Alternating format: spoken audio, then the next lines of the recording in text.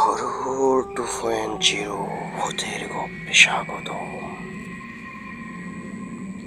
এখন তুমি যেখানে বসে আছো সেখানে যদি হঠাৎ একটুখানি বাতাস হয় ঠান্ডা, তাহলে কি ভয় পাবে?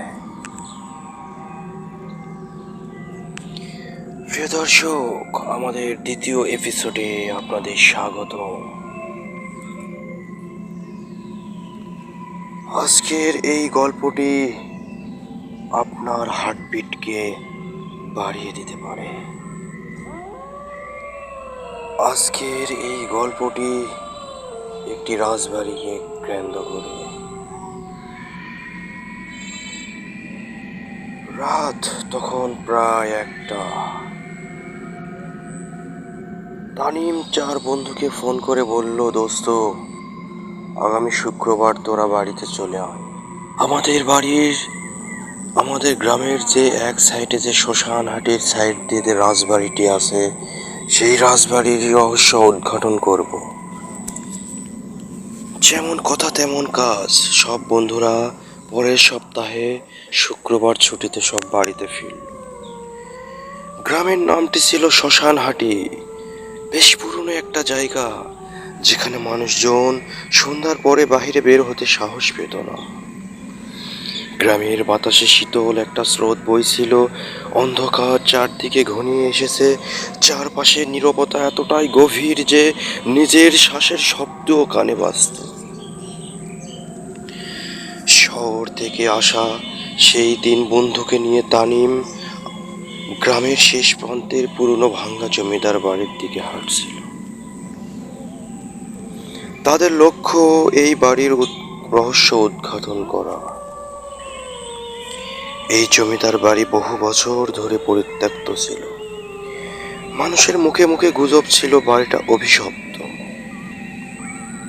কেউ যদি রাতে সেখানে যায় ফিরে আসে না, কেউ যদি ফিরেও আসে সে আর স্বাভাবিক থাকে না।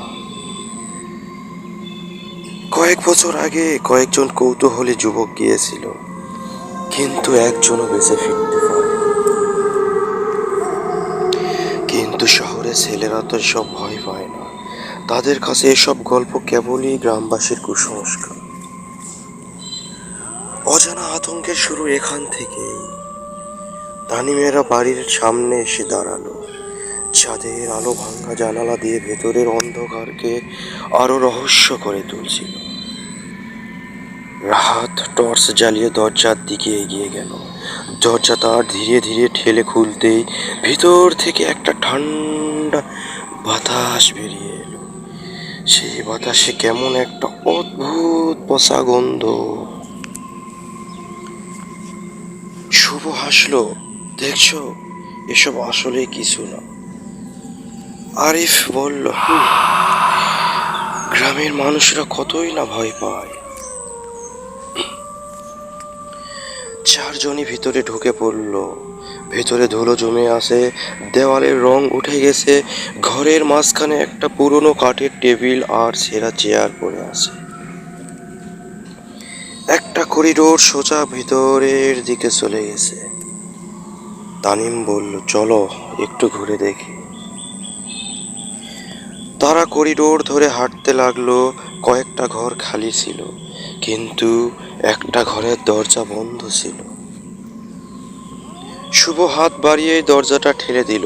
দরজাটা খুলতেই একটা বিকট দুর্গন্ধ নাকে ঢোকে। হঠাৎ একটা শ্বাসের শব্দ, অদৃশ্য কারো অস্তিত্ব। 4 জন থমকে গেল।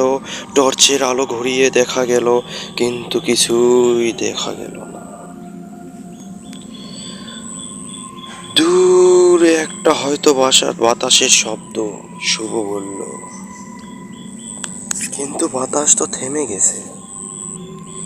আরিফ বলল, শুনছো, কেউ যেন ফিসফিস করছে। সবাই চুপ করে কান পেতে থাকলো। সত্যি, দূরে কোথাও যেন কেউ ফিসফিস আওয়াজ করছে। তানিম চিৎকার করে বলল, কে আছো ওখানে, কে? কিন্তু কোনো উত্তর এলো না। হঠাৎ দরজাটা বিকট শব্দে বন্ধ হয়ে গেল। চারজন আতঙ্কে দরজার দিকে ছুটল, কিন্তু দরজাটা আর খুলছে না। ভয়ঙ্কর পরিস্থিতি ঠিক এখানেই শুরু। দরজাটা আটকানো কেন? রাহাত দরজা ধাক্কাতে লাগলো। একই মুহূর্তে ঘরে কোণ থেকে একটা চাপা কান্না আওয়াজ এসে, কে কে ওখানে? আরিফ গলা শুকিয়ে আসা কণ্ঠে বলল, কে ওখানে, কে? টর্চের আলো যখন কোণের দিকে গেল, তখন সবাই হতভম্ব হয়ে গেল। একটা ছায়ামূর্তি, এক নারীর অবয়ব, দীর্ঘ চুল, মুখ ঢেকে রেখেছে সাদা ছেঁড়া শাড়ি পরা। সে ধীরে ধীরে মাথা তুলল। তার চোখ ছিল গভীর লাল, যেন আগুন জ্বলছে। অভিশপ্ত অতীতের সেই গল্প শুরু। চারজন চিৎকার করে পিছিয়ে গেল। হঠাৎ বাতাস ভারী হয়ে উঠল। একটা বিকট শব্দে জানালাগুলো কাঁপতে লাগলো। মহিলাটি ধীরে ধীরে তাদের দিকে এগিয়ে আসছিল। আমাকে মুক্ত করো, আমাকে মুক্ত করো। তার কণ্ঠস্বর ফিসফিসের মতো, কিন্তু পুরো ঘরে প্রতিধ্বনি হচ্ছিল। আমাকে মুক্ত করো, আমাকে মুক্ত করো, আমাকে মুক্ত করো।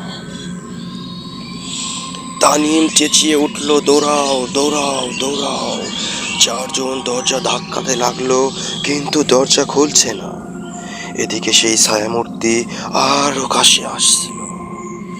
ভূতের আক্রমণ শুরু এখানে। হঠাৎ ঘরটা কেঁপে উঠল। বাতাসে ভেসে আসলো এক নারীর আত্মচিৎকার। আলোটি নিভিয়ে গেল, চারদিকে গভীর অন্ধকার নেমে এলো।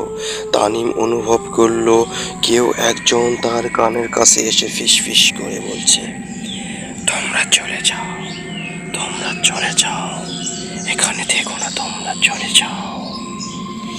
টর্চ জ্বলে উঠতেই দেখা গেল রাহাত মাটিতে লুটিয়ে পড়েছে। তার চোখ উল্টে গেছে, তার ঠোঁট কাঁপছে, কিন্তু শব্দ বের হচ্ছে না। শুভ আর আরিফ আতঙ্কে রাহাতকে টানতে লাগলো, দরজাটা খোলো। তানিম চিৎকার করে বলল, দরজাটা খোলো। ঠিক তখনই দরজাটা হঠাৎ খুলে গেল। চারজন পাগলের মতো দৌড় দিল বাহিরের দিকে, কিন্তু তারা দেখলো বাড়ির বাহিরে নামার জন্য যে সিঁড়ি ছিল সেটা নেই। তারা চারপাশে তাকালো, কিন্তু বাড়ির গঠন বদলে গেছে। আমরা কি আটকে গেছি? আরিফ ভয়ে কাঁপতে লাগলো।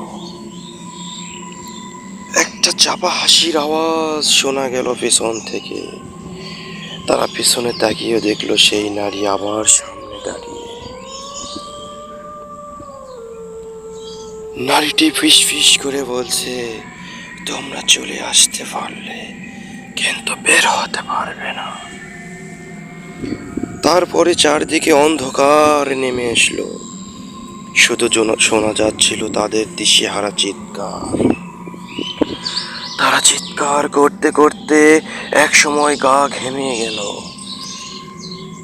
একের পর এক চারটি নিথর দেহ সেখানে অজ্ঞান হয়ে পড়েছিল।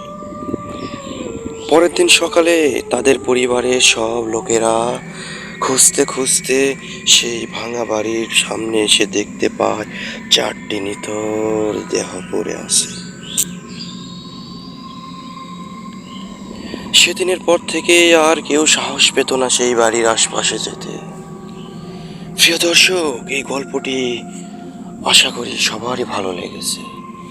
এরকম গল্প যদি আপনার সাথে ঘটে যায় বা ঘটে যাওয়া কোনো ঘটনা থেকে থাকে, তাহলে আমাদের ইমেইলে অডিও ক্লিপ অথবা ভিডিও ক্লিপ অথবা লিখে পাঠাতে পারেন।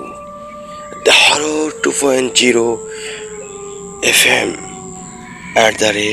@gmail.com এই ঠিকানায়।